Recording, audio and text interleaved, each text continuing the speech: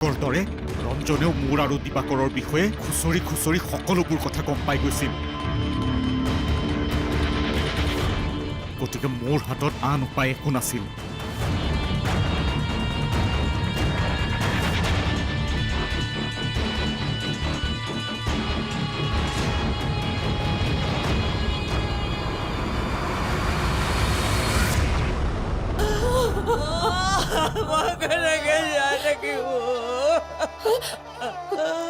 এইবোৰ আপুনি কি কথা কৈছে মা? কোনো কাকো কাঢ়ি লৈ যোৱা নাই। এওঁ কেৱল চেন্সলেছ হৈয়ে পৰি আছে। চাবচোন, ডক্টৰ আহিলে চব ঠিক হৈ যাব। এই নুঠে কিয়? উঠকচোন।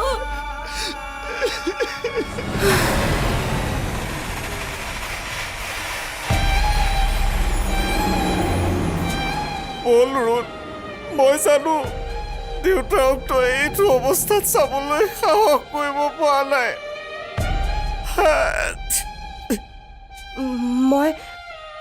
মই তালৈ যাব নোৱাৰো ধনখুৰা।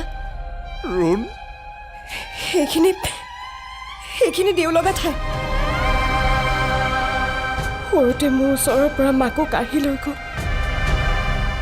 আৰু আজি দেউতাক। ৰোণ, ৰোণ, তুমি মা আৰু জুনক সোনকালে তাৰ পৰা লৈ আনা ধনখুৰা। মই ইয়াতে আছো দিয়া। নহয় ৰোণ, তুমি যোৱা ধনখুৰা। মই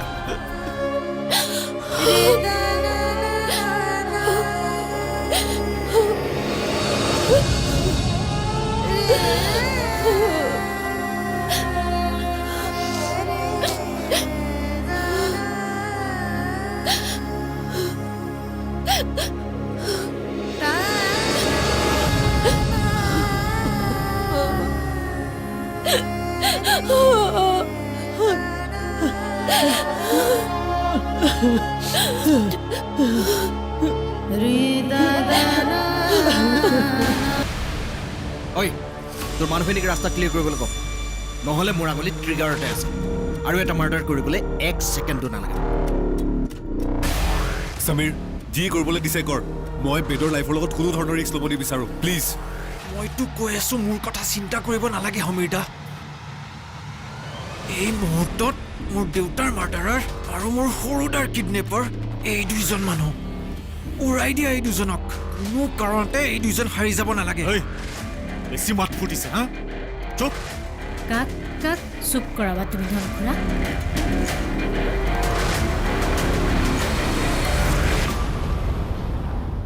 তুমি এইবোৰ কিয় কৰি আছা ধনখুৰা?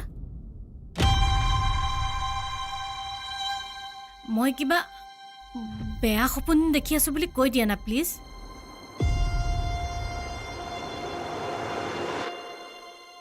মই সহ্য কৰিব পৰা নাই ধনখুৰা।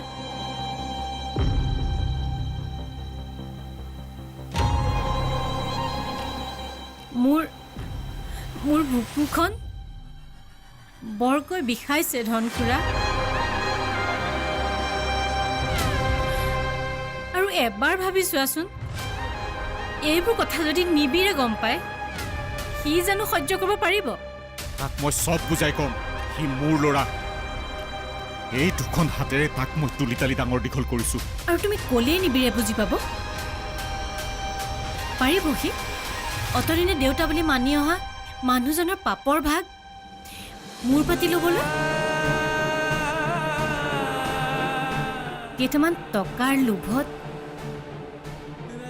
আনৰ সংসাৰ উজাৰি সেই টকাৰে ডাঙৰ দীঘল হ'বলৈ নিশ্চয় মোৰ বন্ধুৱে কেতিয়াও বিচৰা নাছিল। ধনখুৰা, তাৰ চাগে তোমাৰ স্বৰূপটোৰ কথা গম পাই নিজৰে ঘিণ লাগিছে। মনে মনে থাক। কি আবুল তাবুল বকি আছ? সি মোৰ ল'ৰা। তাৰ প্ৰতিটো কথা, প্ৰতিটো কামত তাক মই সদায় ছাপোৰ্ট কৰি আহিছো। গতিকে সিও মোক বুজি পাব। তাক লৈ মই বহুত দূৰলৈ গুচি যাম। নাযায়। এই সমীৰ যেতিয়ালৈ জীয়াই থাকিব তাৰ হাতৰ পৰা কোনো অপৰাধী সাৰি নাযায়।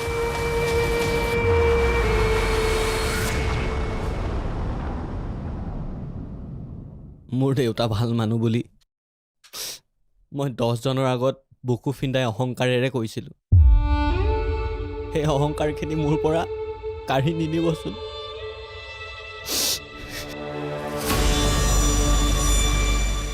ধন, তই ইয়াৰ কথাত ভুল নাযাবি। ব'ল, আমাক কোনেও একো কৰিব নোৱাৰে। মই মোৰ ল'ৰাক ইয়াত অকলে এৰি থৈ নাযাওঁ। নিবিৰ, ব'ল মোৰ লগত। মই নাযাওঁ দেউতা, মোক তুমি জোৰ নকৰিবা প্লিজ। তই মোৰ লগত যাবই লাগিব নিবিৰ। তোৰ নিজৰ সন্তান হোৱা হেনো বেলেগ কথা, আনৰ সন্তানটোৰ ওপৰত তোৰ ইমান কি মোহ লাগিছে হা?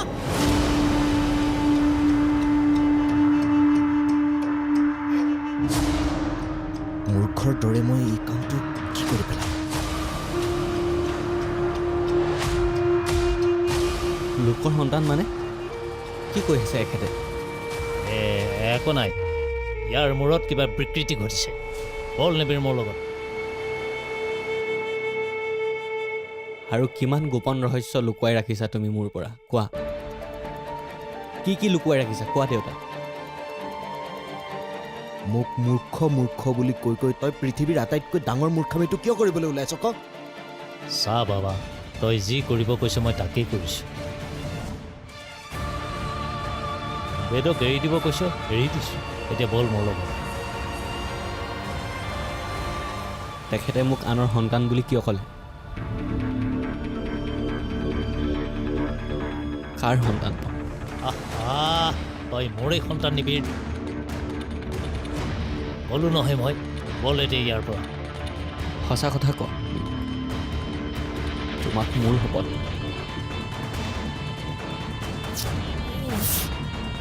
এখনৰ পাছত সিখন নাটক, এখনৰ পাছত সিখন নাটক, নাটকৰ অন্তই নপৰে।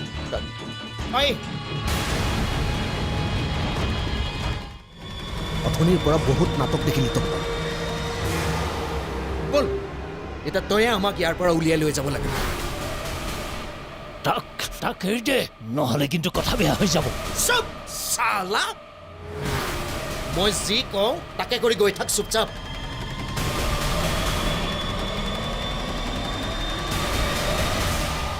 ভয়তে কি কৰি আছো একো ধৰিবই পৰা নাই ন?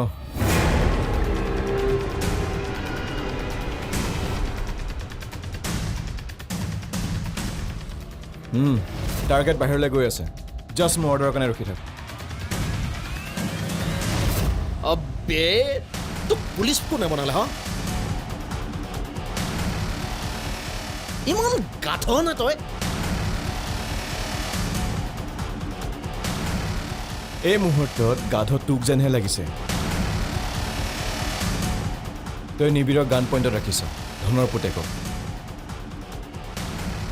ভাগ্য ভাল, ল'ৰাটো বাপেকৰ দৰে নহ'ল। কিন্তু ই আমাৰ কাৰণে ইমান দৰকাৰী মানুহো নহয়। ইয়াক বচাবলৈ গৈ আমি বিপদত পৰিম। যা দুইটা বাহিৰত যা, মোৰ টীম বাহিৰত ৰৈ আছে। মই কিমান কাচ্চা খিলাৰী বুলি ভাবিছ তই? মই এতিয়া যি ৰহস্য ফাদিল কৰিম, তই আৰু মনে সন্মানেৰে মোক বাহিৰত গৈ থৈ আহিব লাগিব। মনে মনে থাক দিবাঘৰ, নহ'লে মই তোক এতিয়াই শেষ কৰি পেলাম। তই গৰিমাৰ সন্তানৰ কাৰণে মোক মাৰিবি? মাৰিম। গৰিমাৰ পুতেক?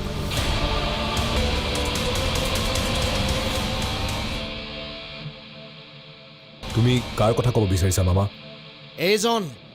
এইজন পুতেকৰ কথাই কৈ আছো। এইজন গৰিমাৰ মাজু পুতেক ঋষভ ওৰফে নিবিড়।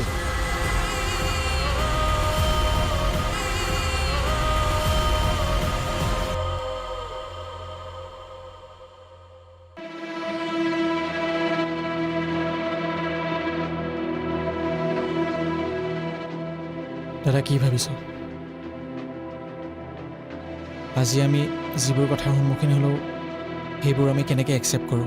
মানে যিটো সন্তানৰ কাৰণে মায়ে ইমানবোৰ কষ্ট বুকুত বান্ধি আজি অত বছৰে দিন পাৰ কৰিছে, আৰু তই সুধিছ কেনেকৈ একচেপ্ট কৰিব লাগে বুলি? মোৰ সেইটো মতলব নাছিল। যদিও গিনি আৰু মই মাৰ কষ্টখিনি দেখা নাই, কিন্তু ঋষভ দাৰ কথা যেতিয়াই ওলায় তেতিয়া মাৰ চকুত সেই যন্ত্ৰণাখিনি মই দেখিছোঁ।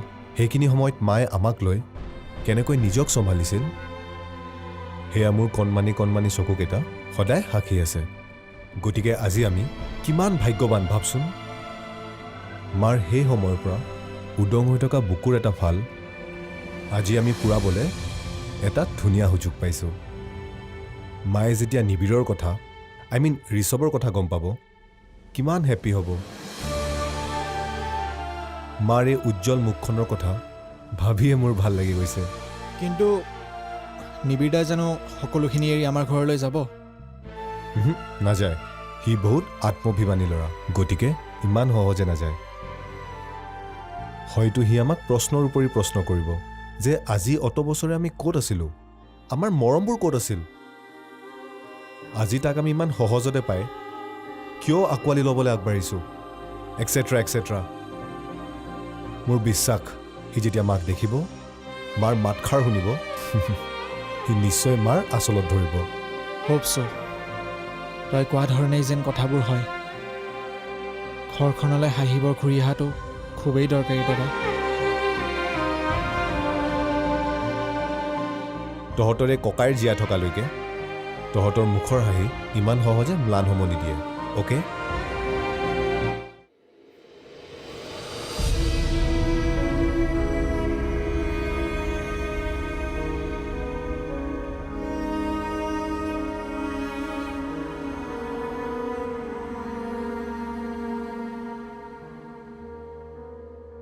ছাৰ, মই বুজি পাওঁ যেতিয়া কোনোবাৰ আপোন মানুহৰ আচল স্বৰূপটোৰ কথা গম পোৱা যায়, কোনোবা নিজৰ মানুহ যেতিয়া এইখিনিত এই বুকুখনত বহুত কষ্ট পোৱা যায়।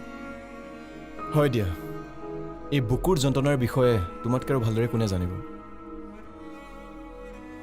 যেতিয়া ঘৰত সোমায়ে তোমাৰ ঘৈণীয়ে বুকুত খোজটো মাৰিয়ে কয় যোৱা বাথৰুমত কাপোৰ ধোৱাগে, সেইটোতো নিয়ম হয় ছাৰ, আপুনি নকৰে নেকি? মই ঘৰ গৈ চিধাই বাথৰুম গৈ ফ্ৰেছ হওঁ। তোমাৰ দৰে ঘৈণীৰ কাপোৰ ধুবলৈ নহয়। মই অনুভৱ কৰিব পাৰিছোঁ দিয়া তোমাৰ বুকুৰ যন্ত্ৰণা। হে ছাৰ, আপুনিও যে কিবোৰ কথা কৈ থাকে নহয়। আপুনিনো ক'ত মোৰ ঘৰৰ ভিতৰখন দেখিছে অনুভৱ কৰিবলৈ? অনুভৱ কৰিবলৈ মানুহৰ ঘৰৰ ভিতৰলৈ সোমাব নালাগে উদিপ্ত। এই নিবিড়ক দেখিছা, তাৰ কষ্টখিনি আমি জানো অনুভৱ কৰা নাই? এই বিশ্বাস বোলা বস্তুটো কি জানা? তুমি কাৰোবাৰ ওপৰত বিশ্বাস কৰিলে সি এদিন নহয় এদিন তোমাক আঘাত কৰিবই। এই বিশ্বাস নামৰ শব্দটোৱে তাৰ নিজৰে পিঠিত কঢ়িয়াই লৈ ফুৰাই এই ঘাতকতা শব্দটো। তুমি তোমাৰ ঘৈণীক বিশ্বাস কৰি ঘৰত এৰি থৈ আহা, যাতে তুমি ঘৰ গৈ পাই দিনটোৰ ভাগৰ জিৰাই ভাত সাজ সুখত খাব পাৰা। কিন্তু গৈ পাই নহয় মানে ছাৰ, কেতিয়াবা কেতিয়াবা নিজৰ মানুহজনীক অলপ সহায় কৰি দিওঁ আৰু। এই নিবিড়েও সেই বিশ্বাসতেই ধন বোলা মানুহজনক ইমান বছৰে নিজৰ দেউতা বুলি তেওঁ কোৱা প্ৰতিটো কথাকে শিলৰ ৰেখাৰ দৰে মানি আহিছিল। কিন্তু আজি জীৱনৰ এনেকুৱা এটা কেঁকুৰিত আহি থিয় হৈ যেতিয়া দেখিছে সি জীৱনত আটাইতকৈ ভাল পোৱা বিশ্বাস কৰা মানুহজনৰ সম্পূৰ্ণ স্বৰূপটোৱেই মিছা। সেইকাৰণে কৈছোঁ, বিশ্বাস থাকিলেহে বিশ্বাসঘাতকতা হোৱাৰ সম্ভাৱনা থাকে। কিন্তু সেই বুলি ছাৰ, বিশ্বাস অবিহনে আমি জানো এই সমাজখনত চলিব পাৰিম?